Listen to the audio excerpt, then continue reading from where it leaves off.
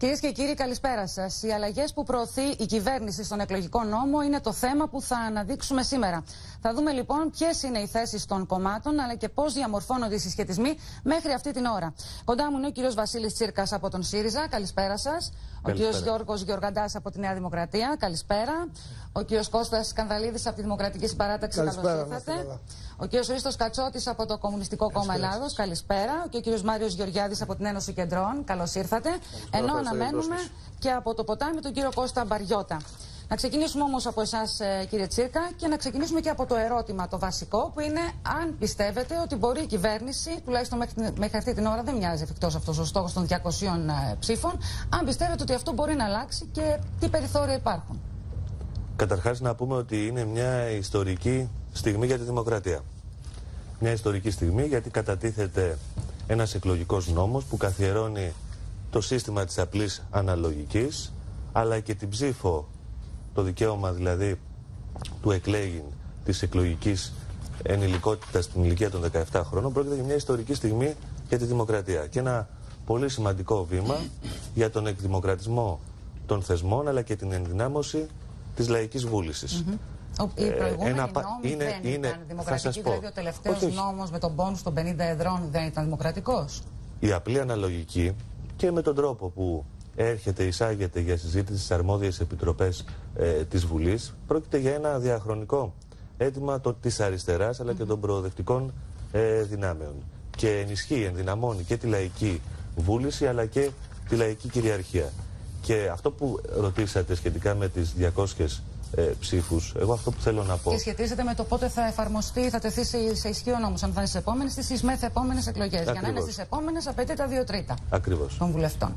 Έχω την αίσθηση, το έχει πει εξάλλου και ο ίδιος ο Πρωθυπουργός, ότι η πρόταση αυτή αποτελεί μια κοινή συνισταμένη των όσων συζητήθηκαν με τους πολιτικούς αρχηγούς το προηγούμενο διάστημα, αλλά και με βάση τα όσα έχουν διαμειφθεί μεταξύ των πολιτικών κομμάτων σε αυτόν τον μεγάλο διάλογο που έχει ανοίξει η κυβέρνηση το προηγούμενο διάστημα σχετικά με τον εκλογικό νόμο.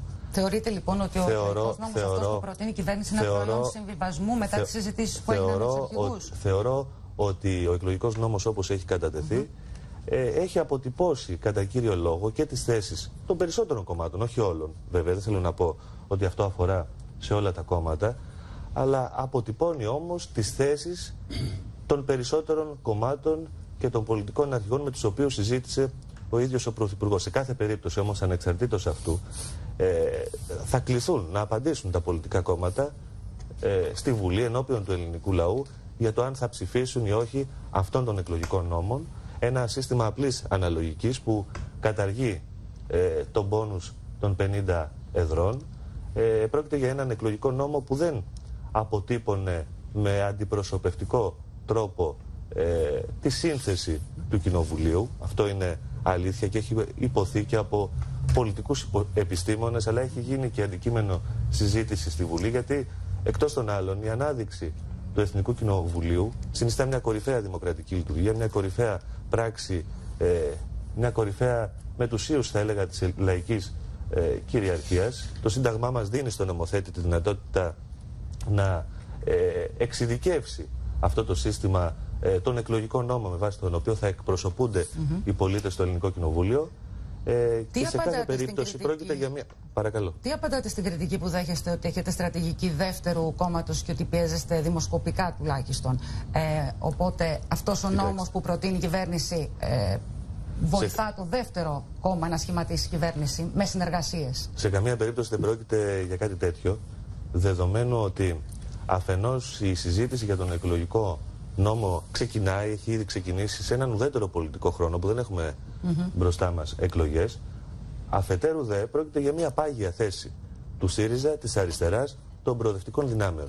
Αποτυπώνεται ξεκάθαρα στο εκλογικό πρόγραμμα του ΣΥΡΙΖΑ και σε όλες τις διακηρύξεις του κόμματος το ζήτημα της απλής αναλογικής. Διαβάζουμε πάντως και για σενάρια ακόμη και για διπλές κάλπες αν δεν περάσει ο νόμος με 200 βουλευτές. Κοιτάξτε, σε μια περίοδο όμως που εμείς εκλεγήκαμε κυβέρνηση και αναλάβαμε τη διακυβέρνηση της χώρας, που το πολιτικό σύστημα έχει απαξιωθεί. Αυτό νομίζω ότι δεν νομίζω ότι μπορεί να διαφωνήσει κανείς σε αυτό. Γιατί η οικονομική κρίση συνοδεύτηκε και από μια βαθιά πολιτική κρίση όλα τα προηγούμενα χρόνια και νομίζω ότι αυτός ο εκλογικός νόμος μπορεί μαζί βέβαια και με άλλες πρωτοβουλίες να συνδυαστεί και με άλλες πολιτικές πρωτοβουλίες και στο επίπεδο της συνταγματικής αναθεώρησης, αλλά είναι και αυτό μια συζήτηση, μπορεί να αποκαταστήσει αυτή τη διάρρηξη της σχέσης εμπιστοσύνης του λαού, της κοινωνίας, των πολιτών με το πολιτικό σύστημα.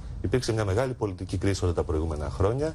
Οι ευθύνες είναι συγκεκριμένες για αυτή την πολιτική κρίση που λέω ακολούθησε ή συνοδεύτηκε. Δεν ξέρω, δεν νομίζω ότι είναι το ζήτημα τι ήρθε πρώτο, αλλά η πολιτική κρίση απαξίως του πολιτικού συστήματος είναι ένα ζήτημα που πρέπει να μας αποσχολεί και θα πρέπει να αποκαταστήσουμε αυτό το ζήτημα στα μάτια των Ελλήνων πολιτών. Πιστεύετε, μέχρι και την Ολομέλεια? Εγώ είμαι αισιόδοξος με την έννοια ότι έχουμε καταγεγραμμένες τις θέσεις των κομμάτων και βλέπουμε... Με τις θέσεις των κομμάτων όπως έχουν καταγραφεί μέχρι αυτή την ώρα δεν φαίνεται να βγαίνουν 200 ψήφοι. Εκτός και αν σκοπεύετε να κάνετε κάτι θεαματικό κατά την επεξεργασία, θεωρώ όμως θα φέρει και άλλες ψήφους. Θεωρώ ότι η συζήτηση στη Βουλή ανοίγει ήδη τέτοιες δυνατότητες και θεωρώ ότι μπορούμε μέσα στις επόμενες μέρες, θα έχουμε όλο το χρόνο να συζητήσουμε για αυτό τον εκλογικό νόμο. Θα έχουν τη δυνατότητα τα πολιτικά κόμματα να τοποθετηθούν και να απαντήσουν σε ένα κέριο πρόβλημα. Γιατί το ζήτημα, ξέρετε, δεν είναι μια νομική ρύθμιση, αλλά το πώς απαντά το πολιτικό σύστημα σήμερα σε αυτή τη μεγάλη απαξίωση που την έχει προκαλέσει το ίδιο το πολιτικό σύστημα τα προηγούμενα χρόνια και το πώς απαντάει σε αυτή την ανάγκη αλλά και τη βούληση των πολιτών, γιατί φάνηκε σε όλες τις τελευταίες εκλογικές αναμετρήσεις ότι οι Έλληνες πολίτες δεν θέλουν κυβερνήσεις αυτοδυναμίας. Θα πρέπει λοιπόν να υπάρξει ανάληψη πολιτικών πρωτοβουλειών ώστε και σε μια, ειδικά σε μια τέτοια κίνδυνο κυβερνησίας και το είπε και ο ίδιος ο Υπουργός Εσωτερικών. Πείτε μου για να πάω και στα κόμματα της αντιπολίτευσης. Ειδικά σε μια τέτοια περίοδο που η χώρα διέρχεται από βαθιά οικονομική κρίση με τις μνημονιακές πολιτικές που ακολούθηκαν όλα τα προηγούμενα χρόνια αλλά και στην Επιτροπή απουσίρανε συγκεκριμένες πολιτικές τη χώρα, θεωρώ ότι το πολιτικό σύστημα θα πρέπει εντός εισαγωγικών να υπάρξει μια αυτορύθμιση, δεδομένου ότι μπροστά στις μεγάλες προσκλήσεις, τις μεγάλες προκλήσεις που έχουμε μπροστά μας, αλλά και στο στόχο που έχουμε βάλει σαν χώρα, να βγει η χώρα επιτέλους από αυτή την επιτροπή και να βγει η χώρα από τα μνημόνια, θα πρέπει να αναλάβουμε όλοι μας. Περισσότερες πολιτικές δυνάμεις λοιπόν στην εξουσία, να συνεργαστούν. Ο καθένας από τη θέση που υπηρετεί και τις αρχές που υπηρετεί, να αναλάβουμε μια μεγάλη να αναλάβουμε δράση για τη μεγάλη αναζωογόνηση της δημοκρατίας. Κύριε Γεωργαντά, τι λέτε, πορεία εκδημοκρατισμού, λέει ο κύριος Τσίρκας. Σε ουδέτερο χρόνο έρχεται, λέει, ο νόμος ο συγκεκριμένος. Εσείς γιατί πιστεύετε ήρθε σε αυτή τη χρονική συγκυρία και γιατί λέτε κατηγορηματικά όχι? Κοιτάξτε, ποια σκοπιμότητα υποκρύπτεται πίσω από την νομοθετική αυτή πρωτοβουλία της κυβερνήσεως, νομίζω ότι είναι γνωστό σε όλους. Εγώ θα έλεγα ότι δεν υπάρχει σκοπιμότητα, ότι προσπαθεί η κυβέρνηση με αυτόν τον τρόπο να δημιουργήσει προβλήματα στην πρωτιά της Νέας Δημοκρατίας, όπως είναι καταγεγραμμένη και συνειδητοποιημένη από όλους μας πλέον. Αν γινόταν μια συνολική συζήτηση επί του εκλογικού νόμου, και τι ήθελα να πω. Θέλω να πω πάνω σε αυτό. Όταν έρχεται ο νομοθέτης, έρχεται να καλύψει κάποιες ανάγκες οι οποίες έχουν δημιουργηθεί.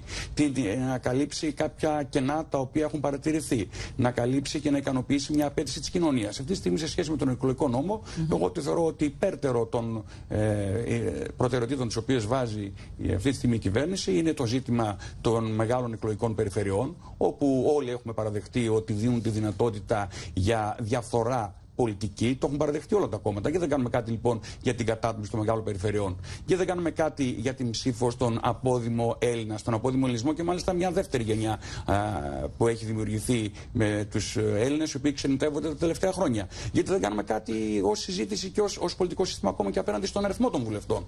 Το οποίο το συζητούσαν κάποια στιγμή και το οποίο νομίζω ότι είναι ανοιχτό για όλους μας. Υπάρχει δυνατότητα. Όταν λοιπόν δεν βλέπουμε αυτά τα τρία μεγάλα για μένα ζητήματα τα οποία ανέφερα και βλέπουμε μόνο την ψήφο ψήφο στα 17 χρόνια, αλλά κατά βάση βλέπουμε το ζήτημα του μπόνους, το οποίο έχει μια λογική και μια σκοπιμότητα η ύπαρξή του.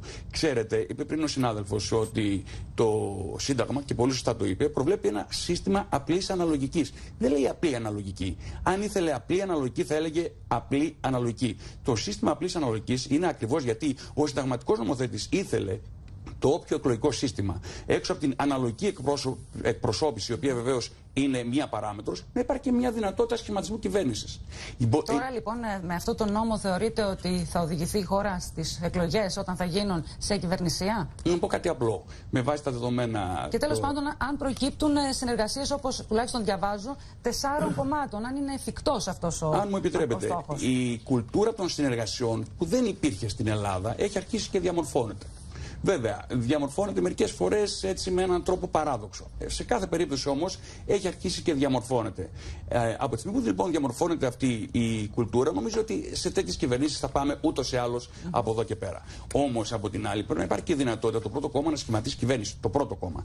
Με βάση λοιπόν τα εκλογικά ποσοστά. Πώς εμποδίζεται το πρώτο κόμμα? Να σας πω, με βάση τα εκλογικά ποσοστά του Σεπτεμβρίου του 2015, ο ΣΥΡΙΖΑ θα χρειαζόταν άλλα 3 κόμματα για να έχει μια οριακή πλειοψηφία στη Βουλή. Είναι αυτό που λέμε 4 κόμματα χρειάζονται. Λοιπόν, και με δεδομένο ότι 2 από τα κόμματα, ξέρουμε πολύ καλά, το ένα είναι το δεύτερο κόμμα της αντιπολίτευσης, το άλλο είναι το ΚΚΕ, το οποίο διαχρονικά απέναντι στι τέτοιες συνεργασίες, βέβαια δεν είμαι αρμόδιος για να μιλήσω επί αυτού. Υπάρχει πρόσωπος εδώ, είναι αντίδοτος σε συνεργασίες, βεβαίως. Λοιπόν, και το άλλο είναι η Χρυσή Αυγή. Λοιπόν, βλέπουμε λοιπόν ότι ουσιαστικά θα πρέπει πλην του δευτέρου κόμματος και με δεδομένη τη θέση αυτών των 2 κομμάτων, τα οποία ανέφερα για διαφορετικούς λόγους το καθένα που είναι αντίθετο σε συνεργασίες ή που κάποιοι δεν θέλουν να συνεργαστούν μαζί του, θα πρέπει ουσιαστικά όλο το υπόλοιπο πολιτικό σύστημα να συνεννοηθεί. Καταλαβαίνετε πόσο δύσκολο είναι αυτό σε μια κρίσιμη περίοδο για τη χώρα, γιατί η σταθεροποίηση της οικονομίας έχει ως προαπαιτούμενο και μια σταθερότητα στην διακυβέρνηση, στο πολιτικό σύστημα. Θεωρώ λοιπόν ότι οι σκοπιμότητες και οι λόγοι είναι εμφανείς σε όλους για τους οποίους έρχεται αυτή τη στιγμή αυτό το νομοσχέδιο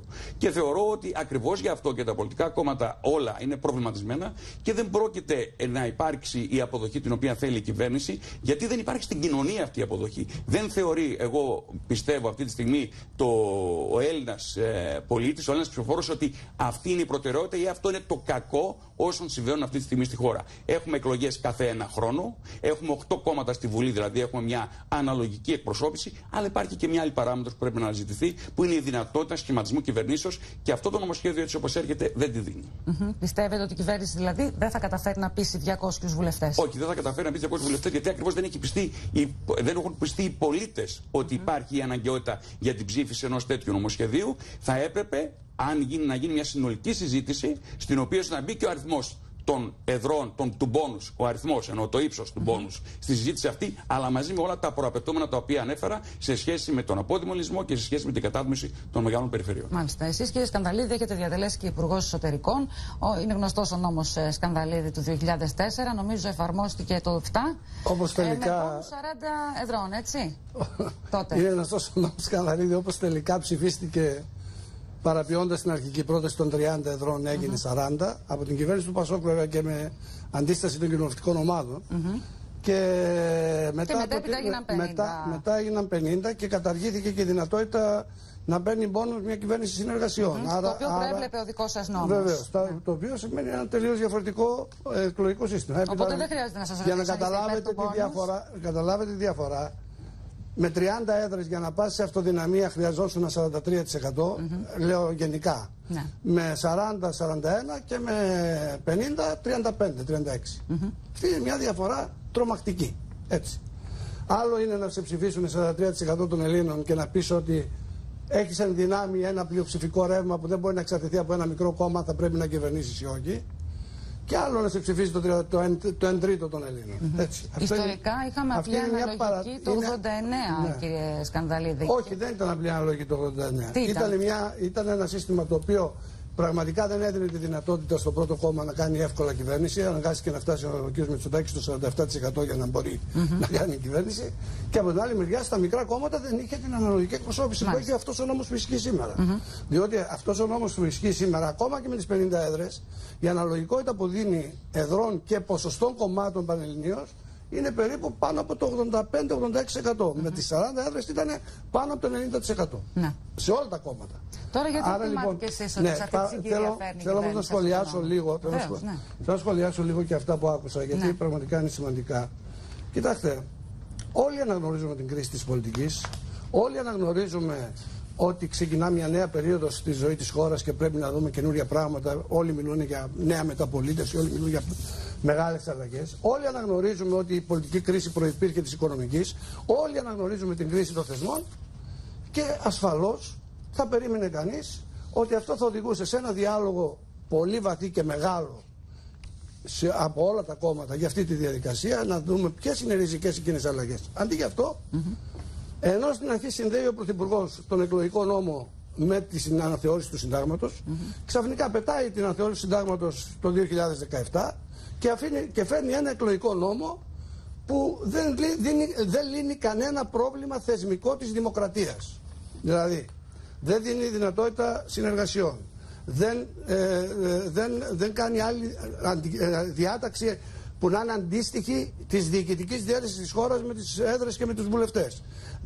Δεν δίνει δικαίωμα, αυτό που όλοι το λέμε τόσα χρόνια και το παραδεχόμαστε και δεν το κάναμε, έτσι να είμαστε ειλικρινείς, στη ψήφο των ομογενών και των μεταναστών. Δεν έχει, δηλαδή, μια σειρά από θεσμικές αλλαγές που θα άλλαζαν το εκλογικό σύστημα, όχι τον εκλογικό νόμο. Αυτή είναι μια απλή επιδερμική αλλαγή του εκλογικού νόμου. Ναι. Δείχνει ένα καιροσκοπισμό, δείχνει μια σκοπιμότητα και δείχνει και μια αποπροσανατολιστική διάθεση απέναντι στα προβλήματα που περνά σήμερα η χώρα. Με αυτή την έννοια το λέω, και η απόδειξη είναι το πώς φτιάχτηκε αυτός ο νόμος. Πρέπει να ξέρετε ότι μέχρι το 2004 στο Υπουργείο Εσωτερικών λειτουργούσε μόνιμα διακομματική επιτροπή που επεξεργαζόταν τα θέματα της αλλαγής του πολιτικού συστήματος. Εδώ φτάσαμε παραμονή της κατάθεσης του νόμου και ο Υπουργός Εσωτερικών μιλούσε για πόνους. Υπήρχε πανσπερμία απόψεων που γινόντουσαν στη δημοσιότητα χωρίς να υπάρχει καμιά διαδικασία συζήτησης σε διακομματικό επίπεδο της πραγματικής αλλαγής που πρέπει να γίνει. Συνήθως οι τέτοιες αλλαγές πρέπει να συναντούν, ακόμα και την καταψήφιση να συναντούν, τη συνένεση σε γενικές γραμμές, αρχές και αξίες όλων των κομμάτων. Αυτό σταμάτησε. Αυτό δεν βοηθάει τη δημοκρατία και δεν βοηθάει την αλλαγή. Έτσι λοιπόν εμφανίζεται ένας νόμος, ο οποίος είναι αναντίστοιχος. Ο διάλογος, κύριε Σκανδαλίδη, ήταν πάντα ουσιαστικός όταν άλλαζε ένας εκλογικός νόμος ή κάθε κυβέρνηση αναλόγως έπρατε? Εγώ δεν μπορώ γιατί να μιλήσω. Λένε ότι εμείς και οι Γάλλοι αλλάζουμε συνέχεια τους εκλογικούς μας νόμους. Ακούστε. Εγώ δεν μπορώ να μιλήσω ούτε για τα συστήματα τα προδικτατορικά, έτσι. Μπορώ να μιλήσω μόνο για τα συστήματα μετά τη δικτατορία. Τα προδικτατορικά έχουν κριθεί και ιστορικά εκείνα τα συστήματα, τα οποία ήταν από τη συντηρητική παράταξη και ήταν καλπονοδευτικά κατά βάση. Ακόμα και ο νόμος του κυρίου Καραμαλή του 1977, που έγινε εκλογές το 1977 και το 1981, το 1977 και το 1981, το 1994, 1977 και 1981, ήταν ένας νόμος με το περιβόητο 17%, ήταν εξαφάνιζε κυριολεκτικά τα μικρά κόμματα. Λοιπόν, μιλάμε λοιπόν για μια διαδικασία που στη δική μου υπουργεία έγινε εξαντλητικά. Υπήρξε συζήτηση ταυτόχρονα για την πολιτική διαφθορά, για τη διαφάνεια, για τον έλεγχο στα κόμματα, για τη δυνατότητα που υπήρχε να κάνουμε ένα εκλογικό νόμο που να διασφαλίζει τη μέγιστη δυνατή αναλογικότητα και παράλληλα στοιχειοδός στην κυβερνησιμότητα. Σας θυμίζω ότι τότε τα μεγάλα κόμματα είχαν ποσοστά που ήταν πάνω από 40%. Ναι. Άρα είχε νόημα να μπορεί κάποιος που παίρνει πάνω από 40% να μπορεί να κυβερνήσει. Τώρα είμαστε σε μια άλλη εποχή και αντί να κάνουμε μια συζήτηση ουσίας και βάθους πάνω σε αυτό το θέμα και να συναποφασίσουμε μια τόσο μεγάλη αλλαγή, έρχεται ξαφνικά ένας εκλογικός νόμος με 2 άρθρα, όπου το ένα μπορεί πιο πολύ να το αποδεχτούμε, που είναι η ψήφος στα 17. Έρχεται με ένα άρθρο μονάχα, για λόγους καθαράς σκοπιμότητας, να διασφαλίσει πάλι το επόμενο δεύτερο κόμμα. Όπως και πολλές φορές τα κόμματα στην κυβέρνηση, μετά του Πασόκ εξαιρουμένου, προσπαθούσαν να διαφυλάξουν τα δικά τους κομματικά συμφέροντα. Άρα λοιπόν, είμαστε κατώτεροι των περιστάσεων της κρίσης. Και το ό,τι γίνεται με τέτοιο τρόπο, εξυφαρπαγής, χωρίς καμιά συζήτηση, χωρίς καμιά διαδικασία, που να γίνεται στο τραπέζι, όχι πετάμε μια ιδέα και ό,τι να είναι, με μια συγκροτημένη πρόταση, να πούμε, η πρόεδρος του Πασόκ έφερε 5 θέσεις για να συζητήσουμε για το εκλογικό σύστημα. Σας πληροφορώ ότι είναι περίπου ίδιες που είχαμε το 2003. Περίπου ίδιες. Περάσανε 12 χρόνια και αυτή η συζήτηση δεν έγινε. Μάλιστα. Και ξαφνικά έρχεται πάλι μια αλλαγή του εκλογικού νόμου. Νομίζω ότι αυτό δεν βοηθάει τα πράγματα. Τώρα, σε ό,τι αφορά την ψήφο, γιατί είπατε για την ψήφο, Όπως είναι ο νόμος δεν το ψηφίζουμε, είναι σαφές. Ποια αλλαγή θα μπορούσε να σας πείσει να εγώ θέλω να δω, γιατί όπως ζούσαμε τόσο καιρό ένα διάλογο που δεν γινότανε, τώρα ζούμε μια ρευστότητα που μας λέει ότι ξέρετε μπορεί να φέρουν αλλαγές. Μπορεί και ο κ. Μητσοτάκης να προτείνει αυτό που δεν πρότεινε προηγούμενα. Γιατί ο κ. Μητσοτάκης, για να αυτό και στον κ. Μητσοτάκη, μόλις έγινε γνωστή η απόφαση της κυβέρνησης, η απάντησή του ήταν: εγώ μόλις βγω θα καταργήσω τον νόμο. Δηλαδή τι θα καταργήσει, θα ξαναφέρει τον πόνους των 50 ευρώ. Είναι δηλαδή. Δεν αξίζει ο πολιτικός διάλογος τέτοια αντιμετώπιση γύρω από ένα τόσο σοβαρό θέμα. Μάλιστα. Αυτό είναι η γνώμη μας. Άρα είμαι επιφυλακτικός για αυτό που μπορεί να συμβεί αυτές τις μέρες. Όπως είναι πάντως δεν ψηφίζουμε τη συγκεκριμένη διάταξη. Εσείς, κύριε Κατσότη, το κόμμα σας, τι θα μπορούσε να σας πείσει να αλλάξετε την μέχρι τώρα απόφασή σας? Εμείς το έχουμε δηλώσει, το ΚΚΕ, το 3% ότι δηλαδή. είμαστε υπέρ της απλής, ανώθευτης, άδολης, αναλογικής.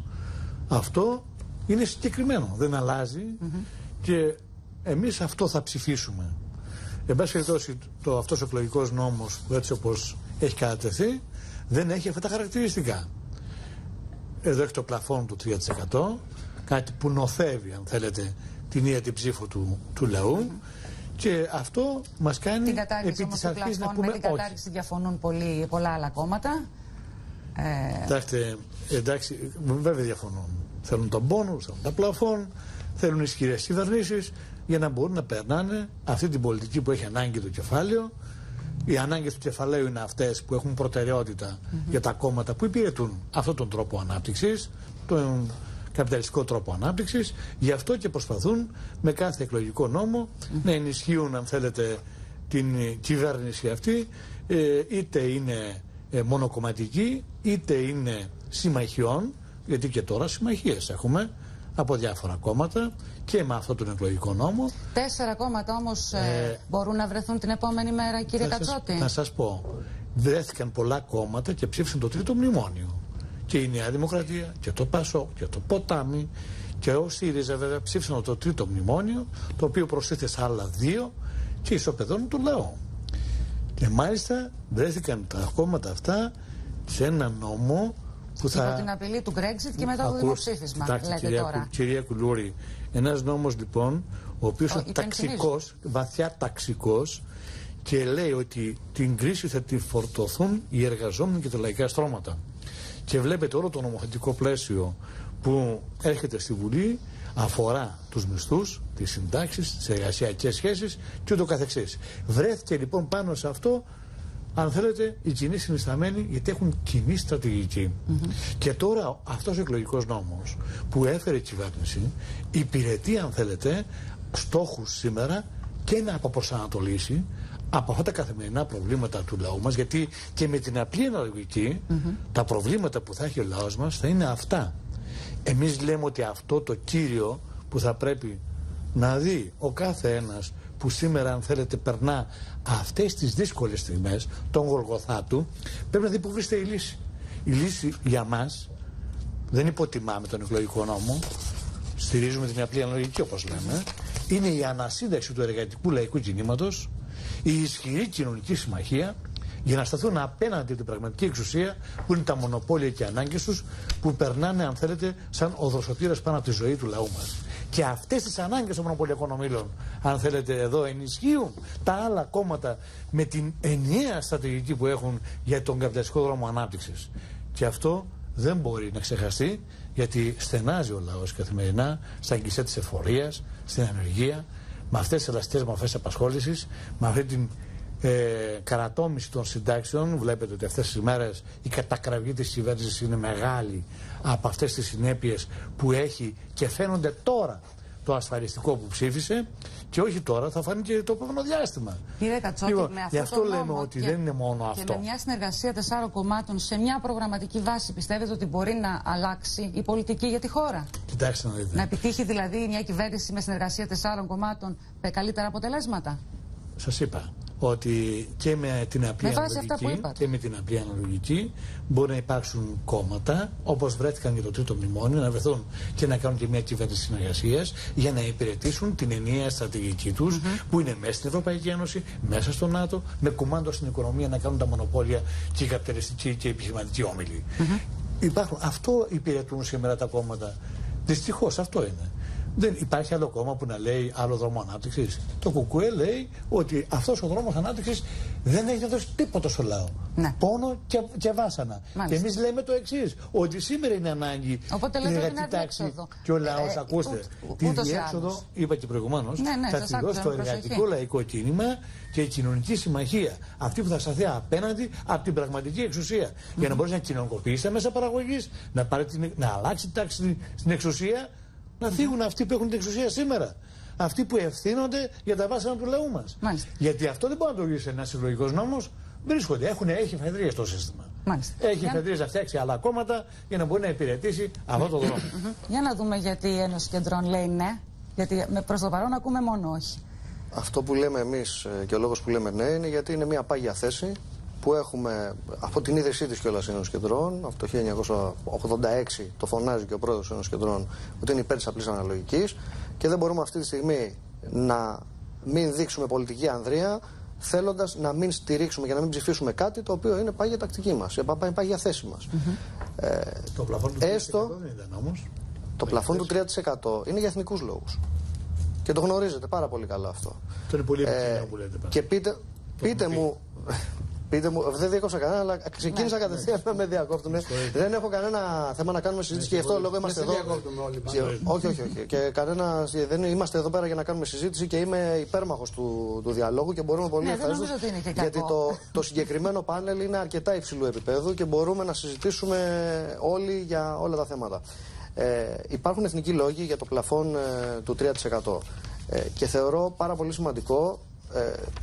Να φέρω ένα παράδειγμα. Οι ανεξάρτητοι βουλευτές αυτή τη στιγμή δεν προσφέρουν σωστό κοινοβουλευτικό έργο γιατί δεν μπορούν να παρακολουθήσουν το κοινοβουλευτικό έργο. Άρα φανταστείτε έναν βουλευτή με 0,33 να πάρει μια έδρα, να μπει, θα επικρατήσει και συγγνώμη για την έκφραση ένα χάος πολιτικό μέσα στην Βουλή και γι' αυτό το λόγο είμαστε υπέρ του πλαφών, αν μη τι άλλο, πέρα από τον εθνικό συμφέρον. Να ανταποκριθεί σε αυξημένες υποχρεώσεις. Ακόμη και τα κόμματα που αυτή τη στιγμή εμείς, σαν κόμμα που μπήκαμε τώρα και προσπαθούμε να ακολουθήσουμε το κοινοβουλευτικό έργο, έχουμε μια δύναμη 9 βουλευτών και είναι πάρα πολύ φορτωμένο το κοινοβουλευτικό έργο με όλες αυτές τις επιτροπές, με όλες αυτές τις υποχρεώσεις που έχουμε, να μπορέσουμε να το παρακολουθήσουμε. Φανταστείτε τώρα να υπάρχουν 15-20 λεγόμενα κόμματα, είτε και ανεξάρτητοι βουλευτές οι οποίοι έχουν καταφέρει και έχουν μπει. Συμφωνώ στην απλή και άδολη αναλογική, αλλά θα πρέπει να υπάρχει και μια λογική πίσω από αυτό. Γι' αυτό λέμε ότι θεωρούμε ότι το πλαφόν, αν μη τι άλλο, για εθνικούς λόγους και για λόγους διαδικαστικούς και λόγους οι οποίοι θα πρέπει να, όπως εξήγησα, να γίνεται ένα κοινοβουλευτικό σωστό έργο, θα πρέπει να υπάρχει. Τώρα, αν είναι 3% ή αν είναι 2,7% ή αν είναι 2,5%, το όριο που μπορεί να μπει σε αυτό το πλαφόν, δεν νομίζω ότι κανένας σε αυτό το τραπέζι δεν είναι ανοιχτός να κάτσει να το συζητήσει. Από εκεί και πέρα όμως, το 0 για εμάς θα δημιουργήσει πάρα πολλά προβλήματα παρά να βοηθήσει το κοινοβουλευτικό έργο.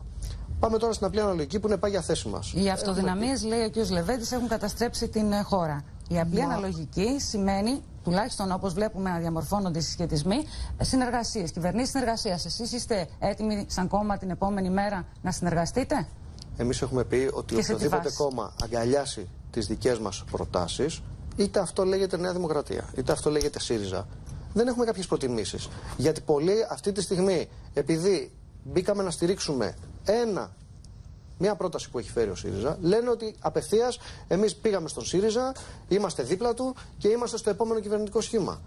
Το παρελθόν μας μέχρι στιγμής αυτούς τους 10 μήνες έχει δείξει ότι έχουμε καταψηφίσει όλα τα νομοσχέδια που έχουν φέρει, πέρα από κάποιες κυρώσεις οι οποίες είναι προς το συμφέρον της Ελλάδος και των Ελλήνων πολιτών.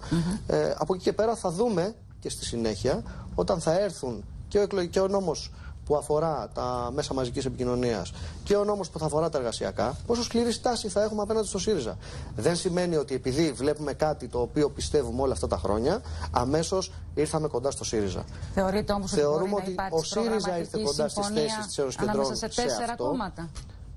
Είναι εύκολο, δεν πιστεύω ότι χρειάζονται 4 κόμματα για να πούμε την αλήθεια εδώ πέρα. 2 κόμματα χρειάζονται, αρκεί να βάλουν τους εγωισμούς κάτω και να κάτσουν στο ίδιο τραπέζι Νέα Δημοκρατία και ΣΥΡΙΖΑ.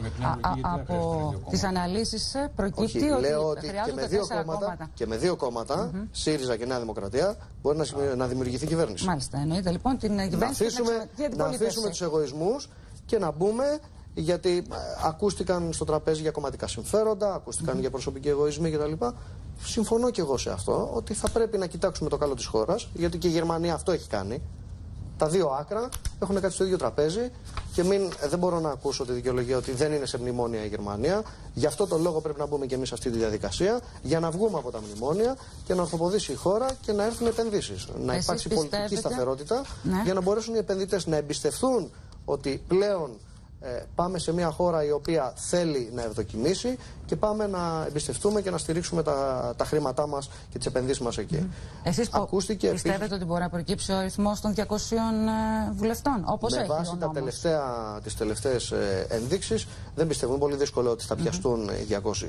Και ο λόγος αυτός είναι γιατί καταλήτης για τους 200 είναι το ΚΚΕ και το ΠΑΣΟΚ.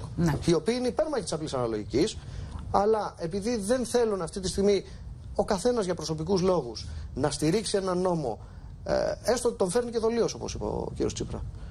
Τσίπρας αυτή τη στιγμή, διότι μπορεί να πιστεύει, ας πάρουμε το σενάριο ότι είναι δεύτερος και θέλει να δημιουργήσει δύσκολο το κλίμα κυβέρνησης της Νέας Δημοκρατίας. Έστω ότι το φέρνει δολίως. Εμείς δεν θα το στηρίξουμε αυτή τη στιγμή, επειδή δεν θέλουμε, σκεφτόμαστε τον τρόπο που στηρίζεται αυτή τη στιγμή ο εκλογικός νόμος από την πλευρά του κυρίου Τσίπρα. Είναι μια πολύ μεγάλη ευκαιρία να υπερισχύσει η δημοκρατία και να ανοίξει ο δρόμος για τις συνεργασίες. Και πάλι το λέω ότι αρκούν δύο κόμματα για να μπορέσουν να ξεκινήσουν. Εμείς δεν μας ενδιαφέρει, γιατί αν θέλαμε να μπούμε στην κυβέρνηση θα μπορούσαμε να είχαμε μπει και τώρα.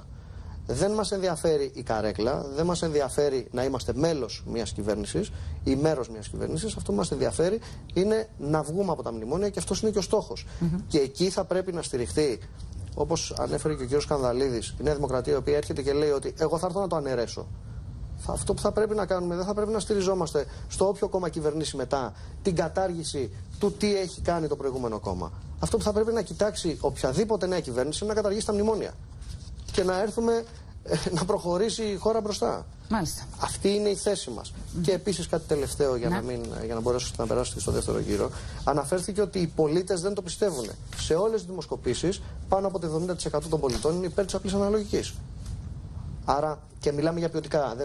Τα ποιοτικά στοιχεία, γνωρίζετε από τις έρευνες, δεν είναι ούτε μαγειρεμένα, ούτε πληρώνονται από κάπου, γιατί είναι ποιοτικά στοιχεία. Και αποδεδειγμένα διαχρονικά έχουν δείξει ότι τα ποιοτικά στοιχεία διαφέρουν από την πρόθεση ψήφου. Χαίρομαι που αναφέρεστε στους πολίτες. Θα μπορούσε να είναι λίγο διαφορετική. Το ποιοτικό στοιχείο όμως είναι διαφορετικό. Και εγώ συνηθίζω να διαβάζω τη διαβούλευση και όταν είναι στη διαβούλευση ο νόμος, και να διαβάζω τα σχόλια, έτσι για να έχω μια εκτίμηση του τι γίνεται στον κόσμο, τι λένε οι πολίτες. Και αυτό θα σας ρωτήσω, κύριε Τσίρκα. Οι πολίτες λένε ότι είναι à la carte οι επιλογές, τουλάχιστον στην πλειοψηφία των σχολείων, και πάρα πολύ υπάρχει κριτική στο θέμα της ψήφου των Ελλήνων του εξωτερικού.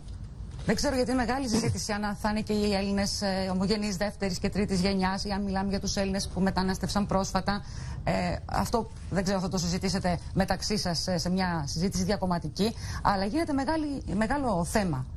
Καταρχάς, αν μου επιτρέπετε, θέλετε κάτι να σχολιάσετε σε σχέση με τα όσα είπαν οι συναδελφοί σας? Βεβαίως. Σχετικά με αυτό που είπε ο εκπρόσωπος της Νέας Δημοκρατίας, σε σχέση με το ποιος το ζητάει τελικά και αν οι πολίτες θέλουν έναν τέτοιο εκλογικό νόμο, θα σας θυμίσω ότι στις μεγάλες κινητοποιήσεις και διαδηλώσεις μέχρι το 2012 αλλά και μετά, το κύριο αίτημα των πολιτών όλο αυτό το διάστημα ήταν το αίτημα για περισσότερη δημοκρατία, για πραγματική δημοκρατία.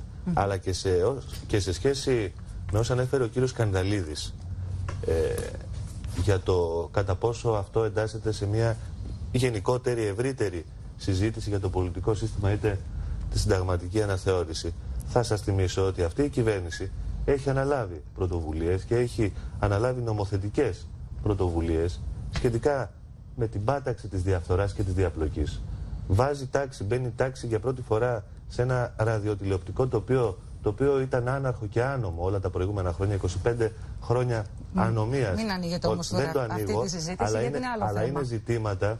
Είναι ζητήματα που έχουν να κάνουν, όπως για παράδειγμα αυτό που αναφέρεται για τον απόδημο ελληνισμό. Ναι. Και προφανώς θα πρέπει κάποια στιγμή να δούμε την ψήφο των απόδημων Ελλήνων. Γιατί όμως κάποια στιγμή και όχι αυτή τη στιγμή? Από εκεί και πέρα δεν ξέρω.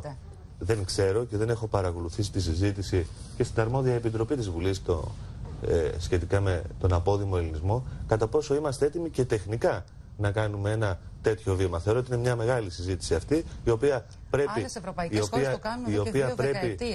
να ανοίξει.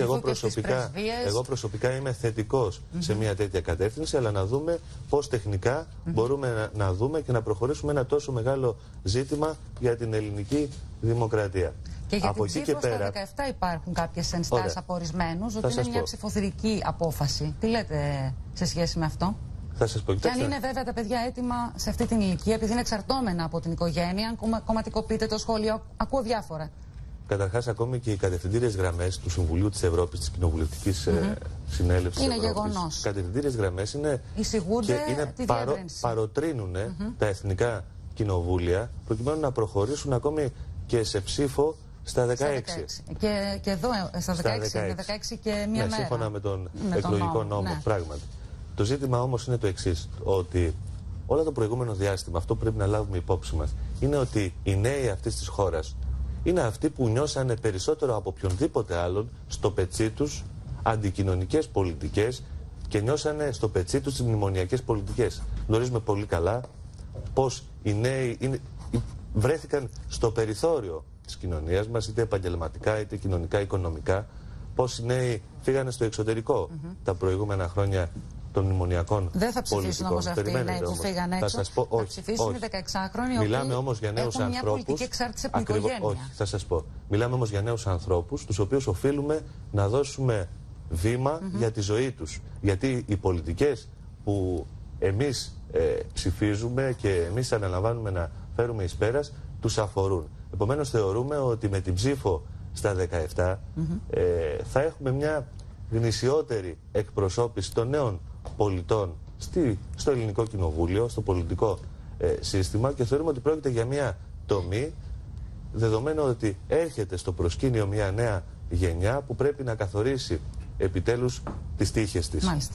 Και νομίζω ότι έχει ένα παιδευτικό χαρακτήρα και για την ίδια τη νέα γενιά, αλλά και για το πολιτικό σύστημα, που η ψήφος σε αυτή την ηλικία μπορεί να ανανεώσει περισσότερο το πολιτικό σύστημα, αλλά και την πολιτική σκέψη. Κλείνοντας όμως, δεν ξέρω πόσο χρόνο. Όχι, μπορείτε έχουμε να ολοκληρώσετε τις σκέψεις σας. Εγώ θεωρώ πολύ σημαντικό, και εμείς ως ΣΥΡΙΖΑ θεωρούμε πολύ σημαντικό η συγκρότηση της επόμενης Βουλής να υπάρξει μια αναλογική, μια πραγματική αντιπροσώπευση των πολιτών, αλλά και των αιτημάτων τους.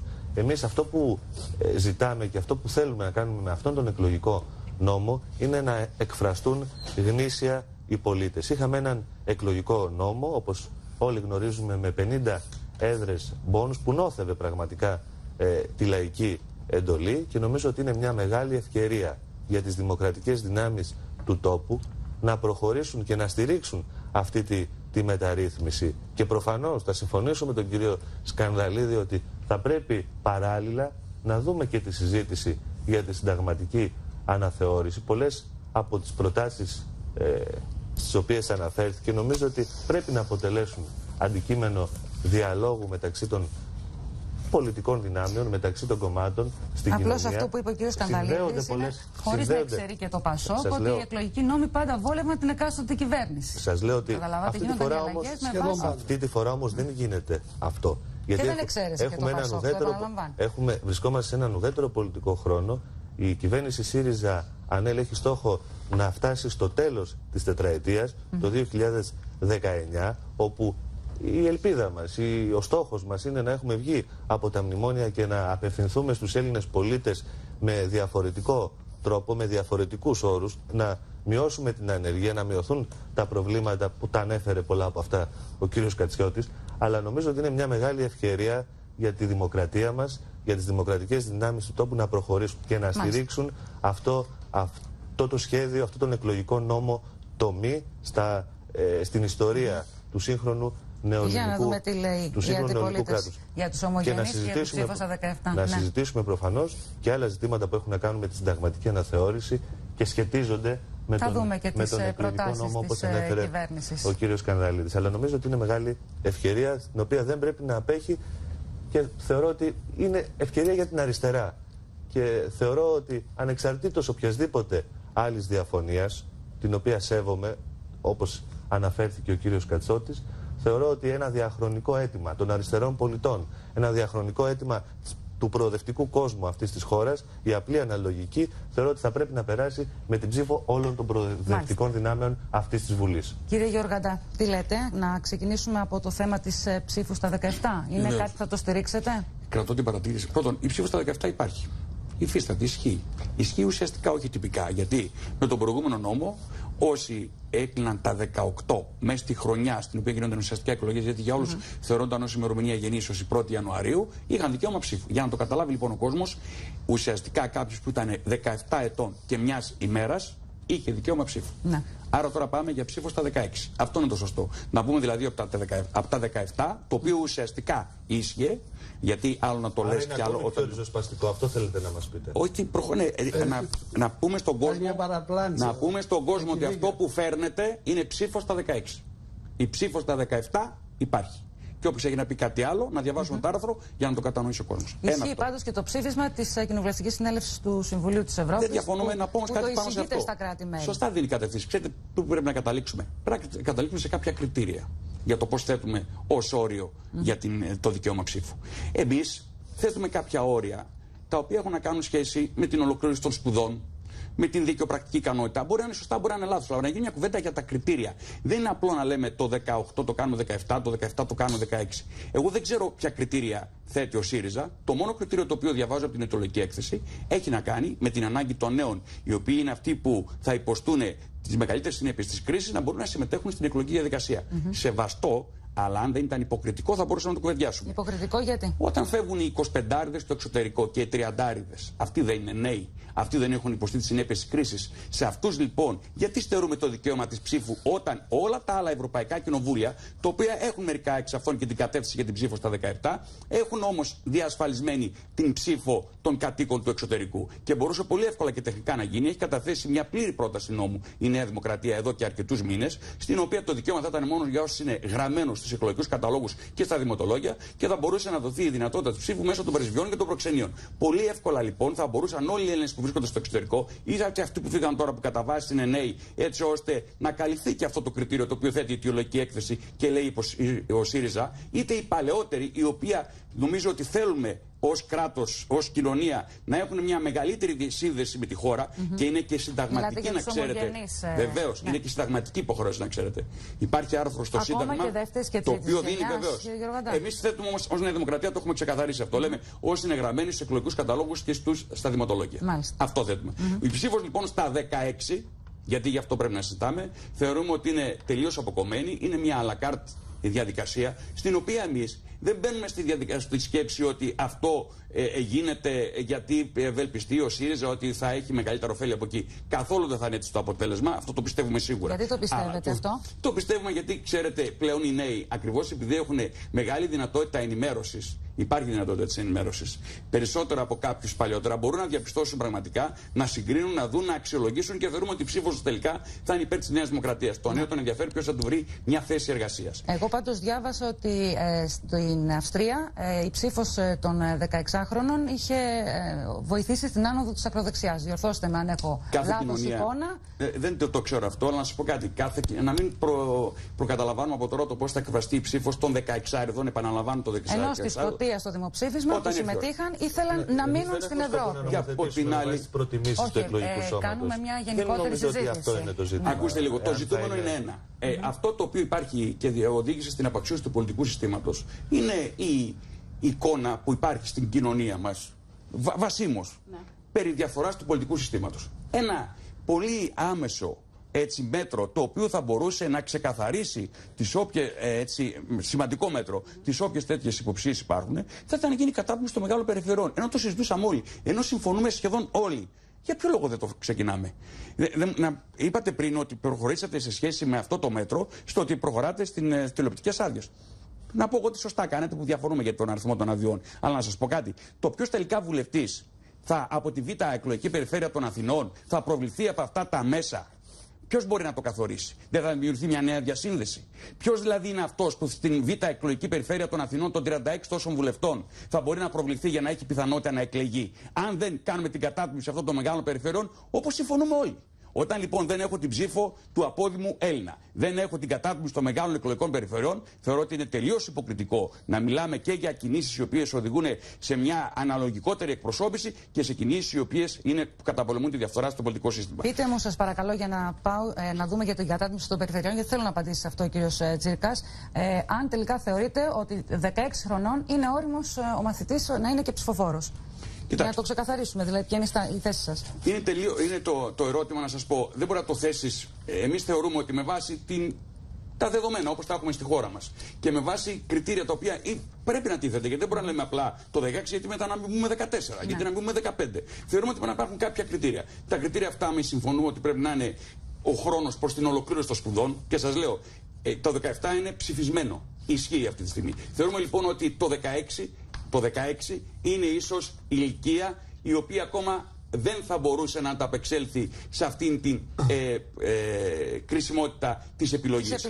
Το 17 που είναι η ολοκλήρωση των σπουδών και η κατά τον δίκαιό μας, η δικαιοπρακτική ικανότητα του καθενός, με βάση αυτά τα κριτήρια, τα οποία μπορεί να είναι ασφαλμένα, μπορεί να είναι σωστά, πάντως θεωρούμε ότι πρέπει να μπουν κριτήρια. Χωρίς κριτήρια δεν μπορούμε να ερχόμαστε απλά και να μειώνουμε το χρόνο.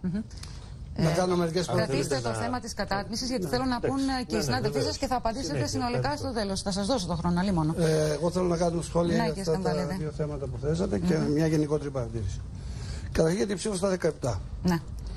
Εγώ συμφωνώ με την ψήφο στα 17, όπως επίσης συμφωνώ γενικότερα. Με την ψήφο στα 16, συγγνώμη κύριε Σκανδάλη. Με συγχωρείτε. Συμφωνώ με την ψήφο στα 17. Δεν είναι η ψήφο στα 16 ακριβώς. Όχι, θα σας πω όμως κάτι μετά, γιατί είναι να προφυλάξω την κυβέρνηση από μια παραπλάνηση που γίνεται. Τα παιδιά μου είναι Δευτέρα Λυκείου.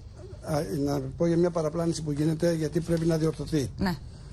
Δεν είναι τυχαίο ότι γράφει 1η Ιανουαρίου ο νόμος για το να μπορεί, όταν στη χρονιά που ολοκληρώνεται το 18ο έτος της ηλικίας τους, η 1η Ιανουαρίου είναι η μέρα με την οποία δικαιούται να ψηφίσει.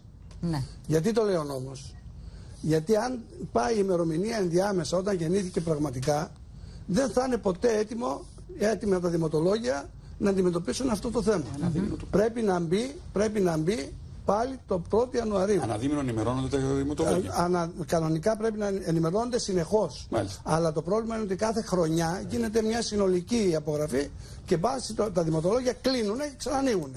Αυτή λοιπόν η διαδικασία πρέπει να προφυλάξει την κυβέρνηση από ένα πρόβλημα μεγάλο. Γιατί δεν θα μπορεί να ασκήσουν τα εκλογικά τους δικαιώματα αυτοί που δικαιούνται με βάση την καινούργια ρύθμιση.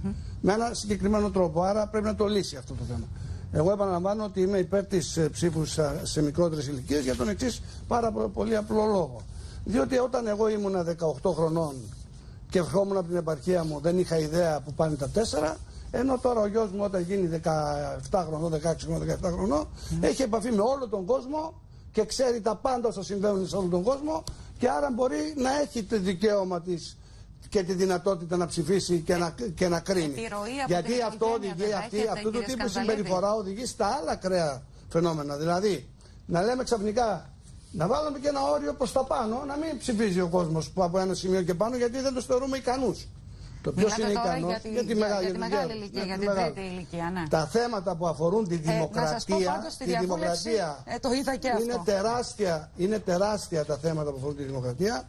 Πρέπει τα κόμματα και γενικότερα κυβερνήσεις να ακολουθούν αρχές και αξίες και πάνω σε αυτές να στηρίζονται, και όχι σε επιδερμικά αυτά, ότι σήμερα έχουμε κρίση οικονομικά και η οικονομική κρίση τους πρόχνει και άρα πρέπει εμείς να τους βάλουμε να ψηφίσουν επειδή έχουμε οικονομική κρίση. Είναι γιατί οι γνώσεις τους, η προσωπικότητά τους, η ολοκλήρωση της προσωπικότητας γίνεται σε μικρότερη ηλικία από αυτή που γινόταν μέχρι τα τώρα. Ένα είναι αυτό. Δεύτερο, μετανάστες.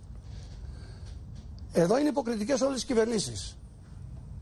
Και μου κάνει εντύπωση, γιατί πραγματικά εδώ μιλάμε για θεσμικές αλλαγές. Όλες έγιναν επί Πασόκ αυτές τις θεσμικές αλλαγές. Όλες. Λοιπόν, δεν το κάνατε τώρα. Ακούστε, όλες έγιναν επί Πασόκ. Κάναμε το βήμα το 2001. Ναι. Στη συνταγματική αναθεώρηση εγκρίναμε την επιστολική ψήφο. Η επιστολική ψήφος μας δίνει όλη τη δυνατότητα να οργανώσουμε, όπως οργανώσαμε και ασκήσαν το δικαίωμα οι ετεροδημότες στους τόπους που μένουν και όχι στους τόπους καταγωγής τους, θα μπορούσαμε να οργανώσουμε αντίστοιχες διαδικασίες και στους ομογενείς Έλληνες. Ναι. Λοιπόν, αυτό απαιτεί μια προετοιμασία. καμία κυβέρνηση δεν προετοίμασε ποτέ την εκλογή αυτή, γιατί ενώ έλεγε ότι την ήθελε, κατά βάση την πετούσε στα δευτερεύοντα σημεία. Είναι πολύ βαθιά η κρίση του πολιτικού συστήματος για να μπορούμε εύκολα να πετάει ένας τον μπαλάκι στον άλλον. Να το καταλάβουμε αυτό μια και καλή. Τώρα, δύο γενικές παρατηρήσεις. Οι αλλαγές. Κατά και τα αναλογικά συστήματα. Εγώ θέλω να είμαι σαφής. Υπάρχουν δύο ειδών συστήματα, αναλογικά και πλειοψηφικά. Τα συστήματα στην Ελλάδα μετά το 1980 ήταν όλα αναλογικά. Όλα. Απλή και άδολη αναλογική είναι η αναλογική των σωματείων. Πραγματικά είναι η πλέρια που θα έλεγε το ΚΚΕ Δημοκρατία. Η πλέρια Δημοκρατία. Και έτσι πάλι υπάρχει. Ναι, αλλά πάντα τα υπόλοιπα να παίρνουν και τα υπόλοιπα. Λοιπόν, αυτή είναι, η Βουλή δεν είναι σωματείο. Και δεν μπορεί να γίνει και δίκαιο σε ένα προβληματισμό που έθεσε. Πρέπει λοιπόν όταν δεν δημιουργούνται. Ναι. Και θέλω να πω εδώ πέρα το εξής, ότι ο εκλογικός νόμος είναι απόρρια των συνθηκών και της διάταξης των πολιτικών δυνάμεων. Δεν είμαι από αυτούς που πιστεύουν ότι πρέπει να βάλουμε ένα εκλογικό σύστημα που δεν θα αλλάξει ποτέ. Όμως πρέπει μερικές πάγιες αρχές να τις περάσουμε συνταγματικά. Για να μην μπορούμε να κοροϊδεύουμε τον κόσμο. Κάναμε αυτό το βήμα τη μεθεπόμενη φορά να εφαρμόσετε, δεν αρκεί. Πρέπει να περάσουμε και ορισμένα πράγματα. Όπως παραδείγματος χάρη ισοκομματική δημοκρατία. Όπως παραδείγματος χάρη ο τρόπος που προκρίνονται οι υποψήφοι. Όπως παραδείγματος χάρη η αντιστοίχηση με τη διοικητική αυτή της χώρας. Είναι δυνατόν. Εδώ άλλο νόμιμο πληθυσμό είχαμε και βγάζουμε τις βουλευτικές έδρες και άλλο πραγματικό και βγάζουμε τα δημοτικά συμβούλια. Μιλάμε για μια αντικανονική χώρα. Μη κανονική χώρα. Μη κανονική δημοκρατία. Αυτά λοιπόν τα θέματα που τα ξέρουμε. Γιατί δεν τα συζητάμε. Γιατί δεν γίνεται κάτι. Αυτό δεν έχουν να κάνουν με αριστερές και δεξιές απόψεις. Έχουν να κάνουν με μια θέληση όλων μας να βγούμε από το αδιέξοδο. Αυτό πρέπει να κάνουμε. Να δείξουμε ότι έχουμε την πρόθεση και την βούληση να κάνουμε πραγματικές αλλαγές. Για την κατάτμιση των μεγάλων περιφερειών. Τώρα, για την κατάτμιση των περιφερειών. Ακούστε. Πρέπει να περάσει κατά τη γνώμη μου συνταγματική διάταξη που να λέει ότι ο εκλογικός νόμος πρέπει να αντιστοιχείται στην διοικητική διάρκεια της χώρας. Φτιάχνουμε περιφέρειες. Έχουμε άλλη ανάπτυξη στην περιφέρεια, άλλη ανάπτυξη στο Δήμο και τον νομό και άλλη ουσιαστικά αντιστοίχηση πολιτική και θεσμική. Η περιφέρεια που σήμερα διαπραγματεύεται με την Ευρωπαϊκή Ένωση. Γιατί δεν πρέπει να έχει έκφραση κοινοβουλευτική? Γιατί δεν πρέπει δηλαδή κάποιος να εκπροσωπεί την περιφέρεια ή να δουλεύει για την περιφέρεια? Το λέω αυτό γιατί αυτό είναι παντού υπάρχει. Παντού η διοικητική διάρκεια έχει σχέση με τις εκλογές. Λοιπόν, εκτός από τις μονοεδρικές περιφέρειες, εκεί που υπάρχουν μονοεδρικές περιφέρειες. Λοιπόν, στα σχήματα τα αναλογικά κλπ. Έχουν πάντα σχέση. Κύριε Σκανδαλίδη, αν υπήρχαν αυτά, δεν θα επιμένατε στο μικρότερο μπόνους που προτείνετε? Στο μικρότερο μπόνους, σας είπα προηγούμενα. Θα σας πω για το μικρότερο μπόνους. Λοιπόν, για να το ξεκαθαρίσουμε αυτό. Όχι, θα το ξεκαθαρίσουμε και πάρα πολύ καλά. Πρέπει λοιπόν να τελειώσω αυτό. Μα δεν είναι το επίδικο, είδατε. Το επίδικο είναι τον πόνο. Γι' αυτό δεν είναι εκλογικός νόμος και είναι. Γι' αυτό δεν είναι. Γι' αυτό δεν αφορά το εκλογικό σύστημα. Με συγχωρείτε. Και αφορά. Σας συγχωρώ γιατί πολύ καλά κάνετε και με διακόπτετε. Ο εκλογικός νόμος δεν αφορά το εκλογικό. Δεν αφορά το εκλογικό σύστημα. Αλλά αφορά μια πρόταση όπως εξελίχθηκε αντιπερισπασμού, όπως είπε, στα μεγάλα προβλήματα που αντιμετωπίζει ο τόπος. Διότι διαφορετικά ήταν πολύ εύκολο για εσάς να κάνετε εδώ και καιρό που το αποφασίσατε αυτό και να ανταλλάξετε απόψη με τα κόμματα. Όχι, συναντάω ο Πρωθυπουργός τους αρχηγούς και κάνει μια μικρή κουβέντα μαζί τους. Όχι μόνο συναντήθηκε, φάνηκε ότι υπήρξε και συνένεση. Μέσα από τη διαδικασία στις γενικές γραμμές περί απλής αναλογικής, ξέρετε ότι συμφωνούμε. Μέσα στη διαδικασία την κανονική της Διακομματικής Επιτροπής, Διακοινοβουλευτικής Επιτροπής να γίνει αυτή η συζήτηση πριν καταλήξετε σε μια απόφαση για το τι νόμο θα φέρετε εδώ πέρα τελικά. Να υπάρχει η μέγιστη δυνατή συνένεση. Αυτό δεν το κάνατε. Και φαίνεται ότι είναι μια πρόχειρη δουλειά και με τον τρόπο που είναι γραμμένη και με την εντολογική έκθεση και με όλα αυτά τα πράγματα. Ευρύτερα, ό,τι ήταν συνενετικό. Ό,τι μπόρεσε να είναι. Πιστεύω ότι κάνετε λάθος αυτό, διότι εμάς οι πρόεδροι. Αλλά δεν είμαι και ο αρμόδιος. Ναι, εγώ δεν μπορώ να φέρω τέτοια επιχειρήματα γιατί και εμάς η πρόεδρος του Πασόκ μας είπε ότι άλλα της είπε ο κ. Τσίπρας και άλλα κάνει. Αυτό δεν είναι όμως συζήτηση για μας εδώ, δεν μας αφορά. Μάλιστα. Ούτε μπορούμε να κρίνουμε τι έγινε στις συναντήσεις των αρχηγών. Κατσότη, αν έχετε ολοκληρώσει, να πάμε στον κύριο Κατσότη να μας πει και για την ψήφο στα 17. Συγγνώμη, η κατάτμιση των περιφερειών είχα εγώ προτείνει τότε μέχρι 7 εδρικές, 2 προτάσεις, ή 9 εδρικές περιφέρειες. Με κύριο σπάσιμο της Β' Αθήνας, σε 5 τότε τμήματα αυτά. Είχα προτείνει 3 περιφέρειες στην νομό Θεσσαλονίκης, είχα προτείνει 2 ή 3 περιφέρειες στην Αττική, στο υπόλοιπο Αττικής. Και επιπλέον είχα προτείνει και μια αντίστοιχη αντιστοίχηση στο επίπεδο των νομών, που ήταν πάρα πολύ σημαντικό. Έγινε αποδεκτό το μεσημέρι, το βράδυ τα μουλάρια και τα γαϊδούρια που επιφέραν οι βουλευτές το κάνανε πίσω. Επειδή πολλής λόγος γίνεται για το πώς θα εκλέγονται κτλ. Ξέρετε πολύ καλά ότι στην πρόταση του ΚΚΕ για τον τρόπο οργάνωσης της οικονομίας και της εξουσίας έχουμε μια άλλη αντίληψη για το πώς πρέπει να εκλέγονται, αν θέλετε, οι αντιπρόσωποι του λαού από τα κάτω. Εμείς μιλούμε για τους κλάδους παραγωγής που θα εκλέγουν και θα τους ανακαλούν. Αυτό βέβαια αφορά την εργατική λαϊκή εξουσία. Όσον αφορά τον εκλογικό νόμο τώρα. Λοιπόν, εμείς είμαστε υπέρ της ψήφου στα 17. Ωστόσο όμως λέμε ότι αυτό είναι και υποκριτικό από την πλευρά της κυβέρνησης. Γιατί αν πράγματι ήθελαν εδώ οι νέοι και οι νέες να μην ζουν αυτόν τον αρμαγεδόνα των μέτρων, θα μπορούσαν, λέω, ένα μέτρο να έπαιρναν, να σταματούσαν αυτό το διαχωρισμό των νέων και των παλιών που γίνεται μέσα από τον νόμο για το κατώτερο μισθό. Που δεν το κάνουν. Δεν το κάνανε. Ξέρετε ότι οι νέοι έχουν 511 μίχτα και οι παλιοί 586. Που βέβαια ο ίδιος ο νόμος πρέπει να καταργηθεί, το έχει υποσχεθεί να επαναφέρει το 751, όμως δεν το κάνει γιατί έχει δεσμευτεί απέναντι στο κεφάλαιο και στους μονοπωλικούς ομίλους. Άρα λοιπόν υποκρίνεται απέναντι στους νέους.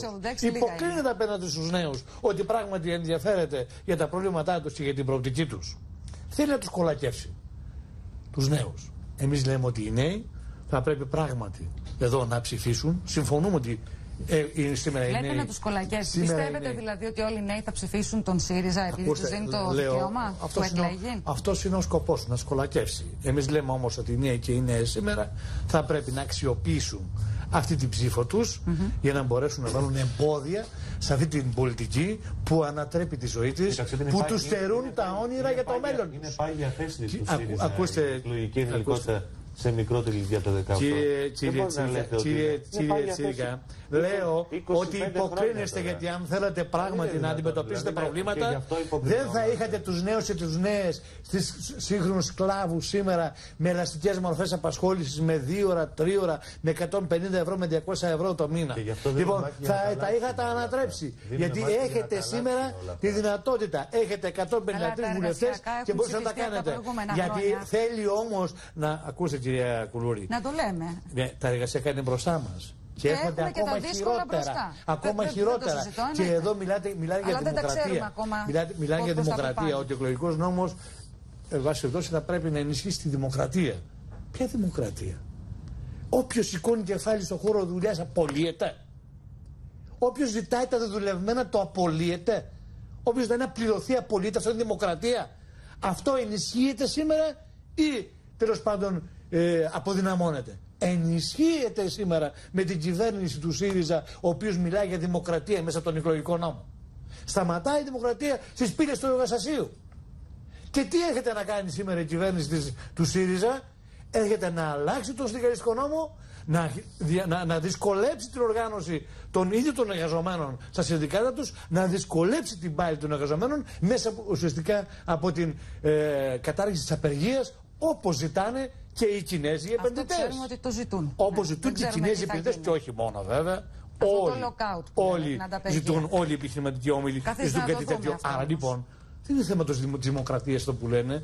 Η δημοκρατία δεν ενισχύεται από εκεί. Ενισχύεται από τα κάτω όταν ανασταλθεί το κίνημα και όταν πράγματι το κίνημα στέκεται απέναντι στην εργοδοσία και σε κάθε κυβέρνηση που την υπηρετεί μέσα από αυτή την πολιτική που σχεδιάζει και υλοποιεί. Όσον αφορά το θέμα του μπόνους, εμείς έχουμε πει ότι συμφωνούμε με την κατάργηση του μπόνους, αλλά δεν συμφωνούμε με το πλαφόν. Και το πλαφόν λοιπόν για τους δεν υπάρχει εθνικός κίνδυνος όπως λέτε. Ναι. Θα σας πω λίγα. Δεν υπάρχει αυτό που το λεγόμενο η επίκριση του εθνικού κινδύνου. Ναι. Είναι πολύ επικίνδυνο. Και το λέμε τώρα βέβαια. Το ανοίγει βέβαια η Ένωση Κεντρών. Αν δεν το ανοίγουν και τα υπόλοιπα κόμματα. Δεν υπάρχει θέμα τουρκικής μειονότητας. Αυτό το έχουμε ξεκαθαρίσει. Και το λέει και πώς το λένε. Εδώ μιλάμε για τους Έλληνες μουσουλμανικής μειονότητας. Σήμερα δεν ενισχύονται τα διάφορα κόμματα από όλους τους παράγοντες τέλος πάντων που λειτουργούν στην περιοχή, ενισχύοντας βουλευτές που είναι στα κόμματα αυτά που εκλέγονται. Αυτό λοιπόν δεν πρέπει να γίνεται επίκριση καταρχήν του εθνικού κινδύνου. Είναι πολύ επικίνδυνο εμείς οι ίδιοι να θέτουμε θέμα τουρκικής μειονότητας. Δεν μπορεί αυτό να γίνεται, και αυτό που λέει η Ένωση Κεντρών θα πρέπει να το σταματήσει. Δεν είναι σωστό. Ενισχύει, αν θέλετε, την ίδια την Τουρκία και αυτό που θέλει να κάνει, να διαμορφώσει την περιοχή, και δεν πρέπει να το λέει. Άρα λοιπόν εδώ το ποιον θα εκλέξουν οι λαοί πάλι είναι θέμα του κριτήριου ψήφου. Συζήτηση δεν γίνεται ποτέ γι' αυτό. Ποιος είναι αυτός που, αν θέλετε, σήμερα συμβάλλει έτσι ώστε το κριτήριο ψήφου να είναι διαφορετικό? Η εργοδοσία, η οποία λέει στους εργαζόμενους: ψηφίστε το ΣΥΡΙΖΑ, γιατί αλλιώς εμείς δεν θα έχουμε δουλειές. Ψηφίστε τη Νέα Δημοκρατία, γιατί αλλιώς θα έχουμε δουλειές. Εσείς δεν έχετε ακούσει αυτό το πράγμα, κύριε Κουλούρη, ότι η εργοδοσία πάντα στις εκλογές κάνει μια τέτοια μεγάλη παρέμβαση στους χώρους δουλειάς και ενισχύει τον ένα ή το άλλο κόμμα ανάλογα με το τι προσδοκά από τα κόμματα? Είναι έτσι. Είναι έτσι. Εμείς λοιπόν είμαστε και ενάντια στην κατάτμιση των περιφερειών. Το έχω καταγράψει. Ναι, το έχουμε πει. Και εσείς και η Ένωση Κεντρών. Το έχουμε πει, είναι ενάντια στην κατάτμιση. Το έχουμε πει γιατί αυτή η κατάτμιση δυσκολεύει τα μικρότερα κόμματα να εκλέξουν αυτούς που θέλουν, ιδιαίτερα τους επικεφαλείς τους. Λέτε αυτούς που θέλουν. Αναλογική εκπροσώπηση δεν θα υπάρχει. Γιατί λέτε αυτούς που θέλουν? Απολύτως. Ναι, λέω, δυσκολεύουν, η κατάτμιση αυτή δυσκολεύει συνολικά. Γιατί ξέρετε, τόσο αφορά για τους ομογενείς, νομίζω ότι στις μεγάλες περιφέρειες ξέρετε τι θα εκλογούν, και τα μικρά κόμματα βγάζουν πάντα στις μεγάλες περιφέρειες. Στις μεγάλες περιφέρειες, ναι. Τώρα, όσον αφορά το θέμα των ομογενών, πάντως ο αριθμός των εδρών του κόμματος δεν εξαρτάται από την. Για παράδειγμα, ο επικεφαλής του κόμματος, ο γραμματέας του κόμματος, βάλει στη Β' Αθήνας. Μπορεί να βάλει στη Β' Αθήνας να εκλεγεί με τα υπόλοιπά του? Τώρα αλλάζει αυτό το πράγμα. Ακούστε, λέω, διασφαλίζει, αυτό διασφαλίζει. Δεν ξέρω αν λέμε για όλη την Ελλάδα που είναι έξω. Λοιπόν, υπάρχει. Τι, πες το. Μπορεί να μου πεις μια χώρα, μια δημοκρατία που ισχύει αυτό το σύστημα της απλής και άδουλης αναλογικής? Μία. Ή μη ύπαρξη πλαφών. Μία χώρα. Ακούστε, εμείς λέμε να ισχύσει εδώ. Τι θα πει? Ωραία, εντάξει. Δεν κατάλαβα. Εσείς τι πρότυπο έχετε δηλαδή? Έχει κανένα. Το πρότυπο της Γερμανίας? Το σύστημα το γερμανικό είναι πολύ αναλογικό και πάρα πολύ δημοκρατικό. Εμείς λέμε εδώ να εκφράζεται συνολικά ο λαός με αυτό που ψηφίζει. Γιατί υπήρχε σε δύο χώρες, στην Ιταλία και στο Ισραήλ, και καταργήθηκε και σε δύο. Αν και αλλοιώνεται τα διεξήγους, γιατί καταργήθηκε? Για να μπορέσει να υπηρετήσει το σύστημα που ενισχύει, κύριε Σκανδαλίδη. Γιατί? Η κυβερνητική, θα πει κυβερνησιμότητα, με συγχωρείτε δηλαδή. Αυτός που λέει ότι εγώ δεν θέλω εσύ να συνεργαστείς για να υλοποιήσεις μια τέτοια πολιτική, δεν έχει δίκιο. Με συγχωρείς. Υπάρχει και η έκφραση ψήφου που λέει ότι δεν θέλουν να συνεργαστείς σε αυτή τη γραμμή. Έτσι δεν είναι? Τότε λοιπόν, εσύ τι λες? Θες να διασφαλίσεις λοιπόν την ψήφο? Σε κυβέρνηση δεν παίρνεις και συνεργασία δεν κάνεις? Ακούστε, εμείς κύριε Σκανδαλίδη έχουμε εκφραστεί. Όχι, καταλαβαίνω, εγώ το σέβομαι αυτό. Αν το κουκουέ, κύριε Σκανδαλίδη, το σέβομαι, απλά το θεωρώ λίγο μεταφυσικό. Σε μια κυβέρνηση για να διαχειριστεί τις ανάγκες του κεφαλαίου, δεν θα ήταν κόμμα της εργατικής τάξης όπως είναι. Λοιπόν, θα μπορούσε να ήταν ΣΥΡΙΖΑ, δεν μπορούσε να υπηρετήσει. Δεν ήθελα να πάει εκεί. Λοιπόν, βάλτε μια τελεία πάω στον κύριο Γεωργιάδη να μας πείτε και εσείς γιατί είστε εναντίον της κατάτμισης των μεγάλων περιφερειών? Τη βασικότερη απάντηση την έδωσε ο κύριος Κασιώτης, αλλά όχι ακριβώς έτσι. Δεν είναι ο έλεγχος του ποιοι θα εκλεγούν. Αλλά θα φέρω εγώ το παράδειγμα με τον κύριο Κατσίκη που πήρε την έδρα και ο αρχηγός του κόμματος δεν βγήκε. Πώς είναι δυνατόν ένα κόμμα? Εννοείται ότι ο αριθμός των εδρών που θα πάρει, συμφωνώ μαζί σας, ο αριθμός των εδρών που θα πάρει πανελλαδικά θα είναι ο ίδιος, γιατί είναι με βάση το ποσοστό. Τώρα ο αρχηγός του κόμματος δεν έχει σταυρό. Βγαίνει, δηλαδή ο πρώτος παίρνει τη θέση. Δεν είναι τώρα που θα έχει σταυρό. Όπου βάλει θα πάρει τη θέση. Εκεί να βγάλει. Αλλά σε ποια από τις 4 περιφέρειες θα βγει? Αν δεν βγάλει έδρα όμως στην περιφέρεια, την υποπεριφέρεια της Β' Αθήνας παράδειγμα, πώς θα πάρει την έδρα? Εντάξει, αυτό μπορεί να το κρίνει. Αν του δώσουμε δικαίωμα να βάλει υποψηφιότητα σε 5 περιφέρειες ο αρχηγός του κόμματος. Για να διασφαλίσει την εκλογή. Πηγαίνουμε σε άλλα. Το ένα είναι αυτό. Είναι σαφές. Και ένα άλλο που υπάρχει. Αν είναι αυτό το πρόβλημα. Και ένα άλλο θέμα που υπάρχει είναι ότι αυτό που ακούμε περί διαφθοράς, εμείς δεν μπορούμε να το ενστερνιστούμε. Με ποια έννοια. Και μονοεδρική, άμα είναι διεφθαρμένος ο πολιτικός και σε μονοεδρική, θα εξακολουθήσει να είναι διεφθαρμένος. Δεν λύνεται το πρόβλημα της διαφθοράς με τον τρόπο που το λέτε, σπάζοντας. Όχι, αλλά υπάρχει ένα μεγάλο θέμα του κόστους του εκλογικού αγώνα. Η παρουσία στα μέσα μαζικής ενημέρωσης είναι άνηση. Είναι άνηση. Στη μικρή εκλογική περιφέρεια. Εγώ συνάντησα βουλευτές, οι υποψήφιοι βουλευτές ξοδεύανε με δραχμές εκατοντάδες εκατομμύρια για να βγουν. Εσείς το λέτε για τα κόμματα τα οποία έχουν πάνω από 3. Γιατί ξέρουμε ότι μόνο τα δύο μεγάλα κόμματα έχουν περισσότερους από 2 ή 3 βουλευτές στις μεγάλες περιφέρειες. Τα μικρότερα κόμματα φτάνουν μέχρι 3 μάξιμουμ σε αυτές τις περιφέρειες. Άρα το ότι μπορούν να κάνουν την εκπροσώπηση που μπορούν να έχουν σε αυτή την περιφέρεια κινδυνεύει να τη χάσουν και τελείως. Γιατί δεν το ξέρουμε από την περιφέρεια. Άρα μπορεί να υπάρξει ένα κόμμα το οποίο δεν εκπροσωπείται σε μια τόσο μεγάλη περιφέρεια όπως είναι η Β' Αθήνας, ή μπορεί να είναι η Θεσσαλονίκη, μπορεί να είναι η Αττικής, μπορεί να μην έχει καθόλου έδρα γιατί θα την έχει πάρει στην Πάτρα, μπορεί να την έχει πάρει στις Σέρρες, στην Πέλα ή οπουδήποτε αλλού. Άρα δεν θα εκπροσωπείται από αυτό το κόμμα, από κάποιο βουλευτή μέσα στις μεγάλες περιφέρειες. Εμείς δεν το θεωρούμε από αυτή την πλευρά ότι αλλάζει δομικά το εκλογικό μας σύστημα σπάζοντας τις περιφέρειες και ούτε πατά σε τη διαφθορά. Ψήφος στα 17. Ψήφος στα 17. Δεν θεωρώ ότι η ωριμότητα του 17 συν μία μέρα ή με του 17 πλην μία μέρα είναι λόγος για να καθόμαστε να συζητάμε κατά πόσο είναι όριμος ένας νέος σε αυτό το επίπεδο της ηλικίας. Όσο όριμος είναι ο 16χρονος, αλλά τόσο όριμος είναι και 17χρονος. Είμαστε υπέρ της ψήφου, εφόσον αυτή τη στιγμή μπορεί να ψηφίζει ένας ο οποίος είναι 17 χρονών. Μέσα σε ένα χρόνο, μέσα σε 12 μήνες, μέσα σε 5 μήνες, σε 2-3 μήνες δεν έχει οριμάσει περισσότερο για να μπορέσει να αλλάξει τα πολιτικά δρόμενα της χώρας. Πάμε τώρα στο θέμα των αποδήμων. Ναι. Το μεγαλύτερο πρόβλημα που έχουμε αυτή τη στιγμή δεν είναι το να μπορούν οι απόδημοι να ψηφίζουν. Εμείς είμαστε υπέρ. Και ακόμη και την επιστολική ψήφου που λέμε, αν μπορεί να λειτουργήσει αυτό το σύστημα, γιατί όχι να μην ψηφίζουν οι απόδημοι. Το θέμα μας είναι να βρούμε έναν τρόπο αυτοί που φεύγουν στο εξωτερικό να τους φέρουμε πίσω ή να τους κρατήσουμε εδώ. Όχι να φεύγουν όλοι έξω. Όλοι οι Έλληνες στο εξωτερικό να μπορούν και να εκπροσωπηθούν βεβαίως και από τη Βουλή. Όλοι οι Έλληνες. Καλά, υπάρχει και η Επιτροπή Απόδημου Ελληνισμού. Αυτό είναι κάτι στη Βουλή. Λέτε να εκπροσωπούνται στη Βουλή στο Κοινοβούλιο. Αυτό είναι κάτι που μπορούμε να το δούμε και είμαστε ανοιχτοί. Εννοείται ότι θεωρούμε ότι πρέπει να έχουν. Στο εξωτερικό και ομογενείς δεύτερης-τρίτης γενιάς. Οι Έλληνες που έφυγαν πρόσφατα, οι μετανάστες που έφυγαν πρόσφατα. Αυτό θέλει μεγάλη συζήτηση. Είναι η Ελλάδα. Και το είπατε πριν, κύριε Κατσότη, για αυτό και το ρωτάω. Αυτό πρέπει να το δούμε κατά πόσο μπορεί να είναι. Και δηλώνουν ότι θέλουν να ψηφίσουν. Και το δικαίωμα ψήφου από τη στιγμή. Για τις συνθήκες βέβαια, έτσι.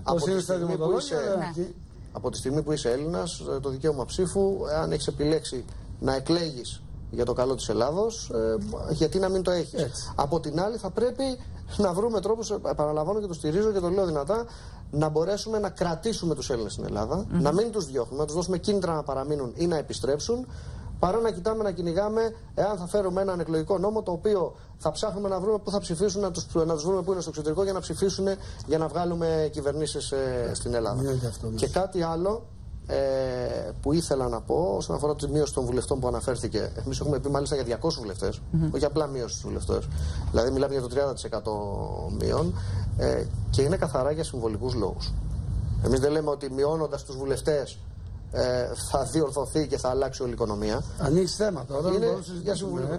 Απλά το λέω εγώ γιατί δεν έχω αντίρρηση αν θέλω να πείτε μια κουβέντα και γι' αυτό. Ο λόγος που το λέω είναι ότι θέλω να δείτε ότι δεν είμαστε υπέρ και κάθετα με κάτι που έχει έρθει και δεν είμαστε ανοιχτοί για να συζητήσουμε για κάτι που μπορεί να είναι επιπρόσθετο, αρκεί να δούμε πώς θα γίνει αυτό. Το σπάσιμο των παρηφοριών για εμάς είναι το κόκκινο πανί που λέμε. Είναι η κόκκινη γραμμή που μπορεί να μην ψηφίσουμε τίποτα άλλο. Και ο λόγος είναι καθαρά γιατί δεν μπορούμε να περιμένουμε μέχρι τις 6 ώρα το πρωί για να δούμε αν ο πρόεδρος του κόμματος θα έχει βγει αυτή τη στιγμή στη Βουλή. Γιατί είπατε για το υποθετικό σενάριο να βάλουμε να μπορεί να μπει σε 5 περιφέρειες κτλ. Αυτή τη στιγμή μιλάμε για κάτι το πώς θα μπορέσουμε να το αλλάξουμε. Όπως υπάρχει αυτή τη στιγμή η πρόταση σπάσιμο περιφερειών με τα τωρινά δεδομένα. 100% ευνοεί μόνο τα μεγάλα κόμματα και κάνει πιο δύσκολη, θα μπορούσα να σας πω, τη ζωή των μικρών κομμάτων. Γιατί στο κάτω-κάτω, εάν έχεις κάποια αξιόλογα στελέχη που θέλεις να τα κατεβάσει σε μια περιφέρεια, γιατί ο λαός θα το κρίνει αυτό. Με το σταυρό πάνε. Δεν είναι θέμα ότι θα το κατεβάσει σε μια περιφέρεια τον επιστήμονα, τον πρίτανη ενός πανεπιστημίου, τον διάσημο που πολλές φορές λένε ότι δεν θέλουμε να έχουμε τραγουδιστές, δεν θέλουμε να έχουμε ηθοποιούς κτλ.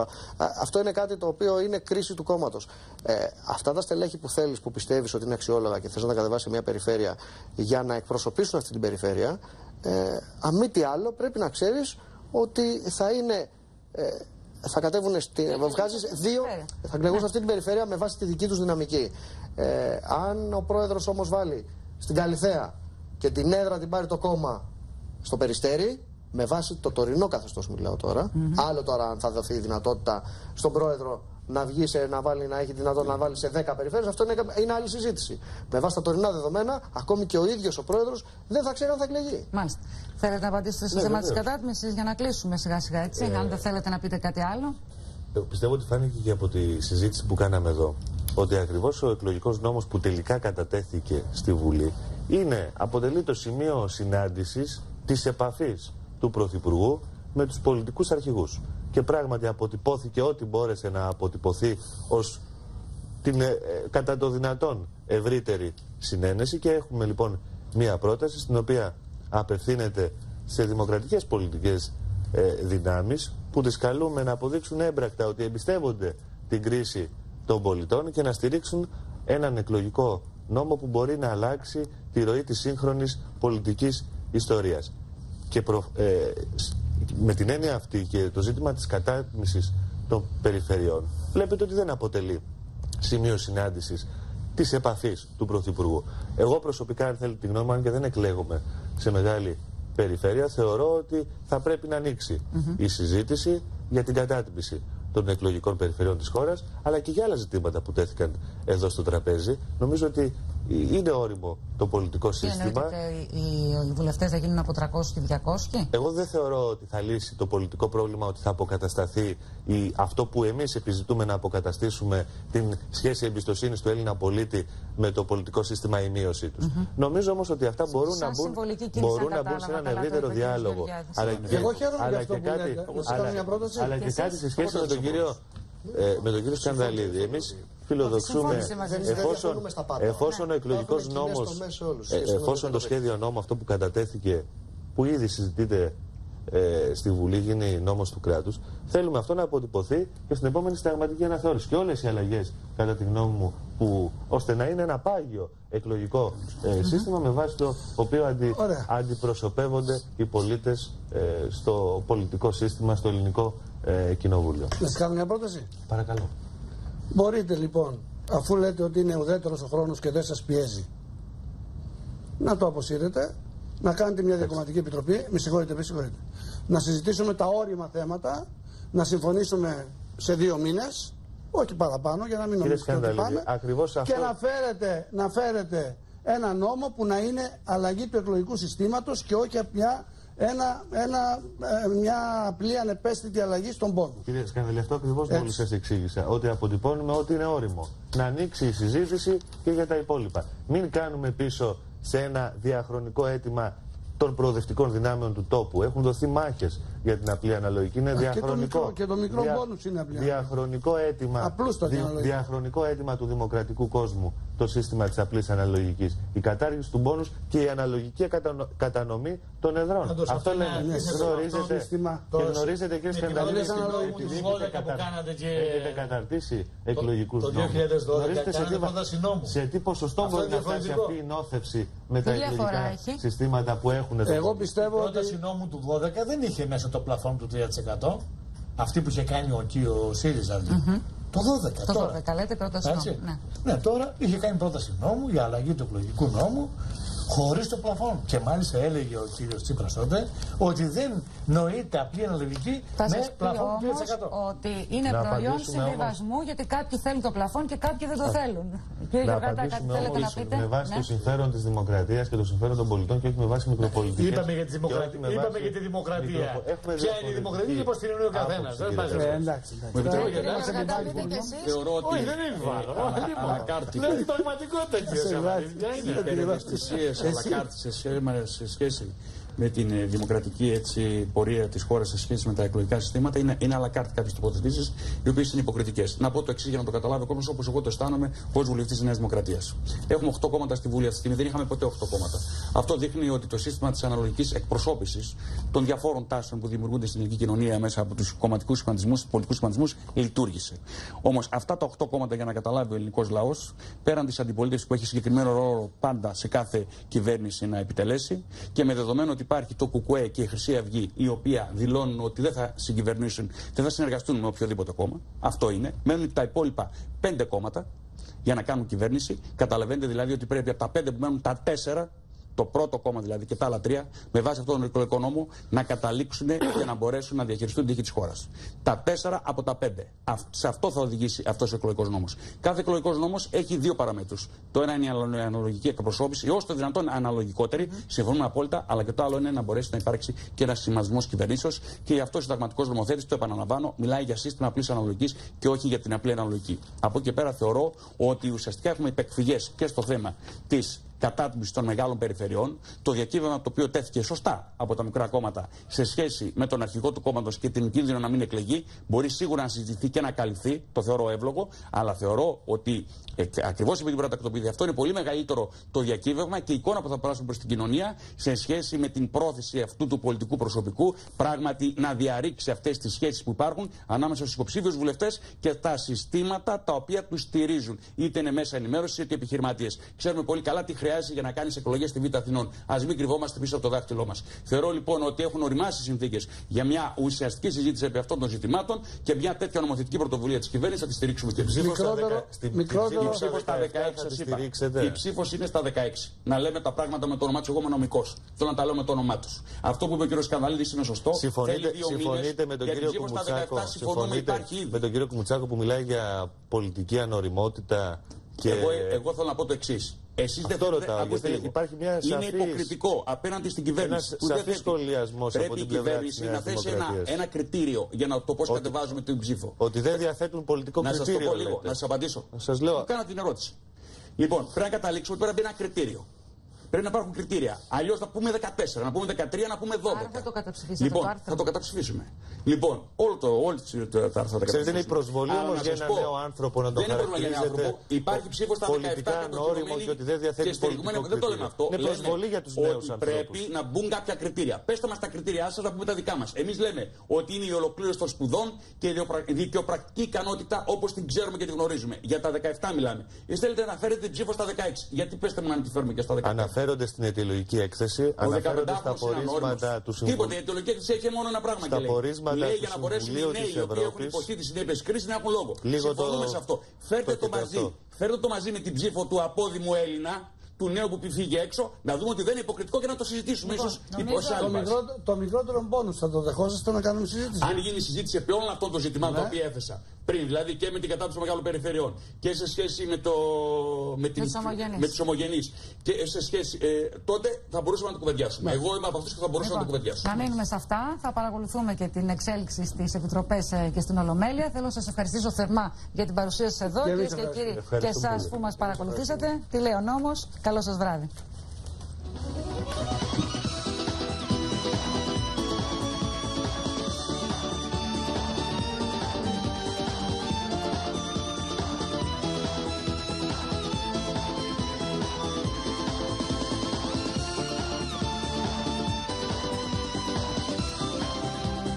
Το γλωσσικό ζήτημα.